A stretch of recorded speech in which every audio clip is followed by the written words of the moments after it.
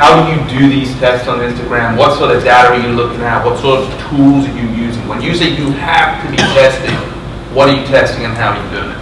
Yeah, I think having set meetings, so we're about a brand, and so our Instagram account is engaged with such a strong, but what I've seen as best practices with the brands that we work with, having weekly or monthly meetings that recap that week of Instagram or of all social content, and seeing what has particularly worked in terms of engagement, in terms of response from their followers, in terms of brand lift or repurposing or reaching the goals that they set, and then taking that knowledge, sharing it eye to eye with the whole team, and then planning for the month ahead. I've seen that work very successfully, but I'm sure people on the brand set up much more thing. Question for the room. How many people either work in the brand or are a brand that have media dollars that they're spending on social? Yeah. We'll talk after. But there is a big difference in the way you're going to test with dollars versus from an organic standpoint. But they also, Instagram, I don't know, I know I've done it at Activision, when once you do a paid media ad, they give you access to all its analytics. That gives you like your reach and impressions. Yeah. I don't know if they're going to open that to everyone. Well, now the self-serve is there. But if you look at your impressions, you look at your reach, and so just kind of see where things are going, your video views, if you did a video. But I think your likes obviously important, your engagement, if people are engaging in it, they're sharing. Because there are more kind of spammers out there now, so there's a lot of fake liking pages on there. But if your consumers are, you're going to see if something is popular, you're definitely going to see the ratio of like and engagement go up a lot higher. And then people are going to share it as well. So you're going to know if there's a popular post, as well as on that timing, but definitely asking people their opinion or their engagement, they'll get also a response, because it's social media, they'll tell you what they think.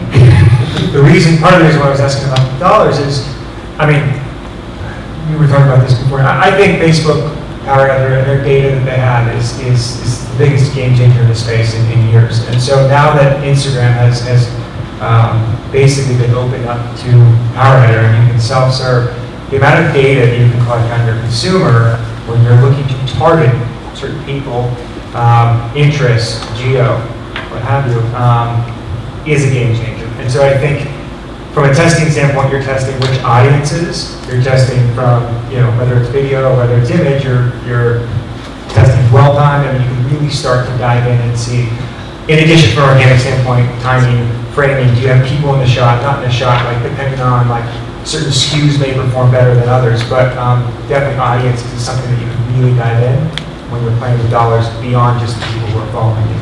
And if you're not quite there yet and you're not spending dollars, right, it is, to the point that you can track your more simple engagements, right? And so there are tools out there at USC. We use I think it's fairly inexpensive. Unfortunately, it doesn't actually come directly through me. We have another person that it goes through. But we use something called Zuum, Z-U-U-M. And so we're using that to track our, like I said, it's the much more basic kind of engagement with our Instagram posts. But that's giving us the kind of base level engagement, and we're using that to see like, okay, what time of day even does best, or like from the very simple level, I know that this image was of a building and that image was of people. Which one did better? Let's A/B test that. Sure. So I can give it to you from a campaign perspective. So whether it's app companies or people who want to drive traffic. So we actually brought up patent pending tool we created for Instagram, where you guys know there's only one clickable link on Instagram, if you're not the ads portion, but in the bio link. So ours automatically, most of our influencers have a vanity URL, so it's like myname.co. And if it's a campaign for an app, you can essentially go click my bio to try to beat my high score for this app. You can actually see how many downloads happen from that URL and track it through Bitly or through a bunch of third-party analytics partners. Or the other version everyone else has to use for the most part is go follow at Flappy Birds or at Coke and go check out the link in their bio, which is multiple clicks away. And it's actually variant. Most of the time, the direct link to the influencer saying, if you're linking my bio, it's just quicker, the nature of less steps. But sometimes with a branded thing where it's an e-commerce purchase, it actually works better to go to at that account and then click the link in their bio. So they want to see almost like a Yelp review of that product before they buy it. So there's a million and one ways you can determine KPI, you can determine what makes most sense, and it all depends on what your goals are. Also, it's not really testing, but if because there is limited Instagram how you can link through, you have to do it in the URL. A lot of fashion companies have done like a like to know or a landing page that reflects their Instagram feed, but you can actually direct link and buy the products on the page. Like Forever 21 does this, PacSun does this, they did it really well. So we're using Instagram not only as a visual brand engagement, they're using it actually for direct response for e-commerce. And it mirrors their curation, and I think that's a pretty successful and smart way they've utilized Instagram. Sorry, I was going to add the self-serve Instagram ad platform does support direct links within your Instagram ad to drive purchases. So if you're in direct response or e-commerce or mobile apps, definitely experiment with it. It's a massive arbitrage right now. Very few dollars being spent. A very great cost. Obviously, it's not optimized yet, but it works. First mover advantage on social platforms is definitely a benefit. If you get in there first and you learn and test when it's less cluttered, it's a huge advantage. Do you feel like that's where we're at with Instagram right now? Yeah, I feel like there's very few platforms are still there. When I did Taco Bell and Facebook, we were the first mover advantage and first big. We got so many learnings and so much more reach before everyone else got in the space and it got cluttered.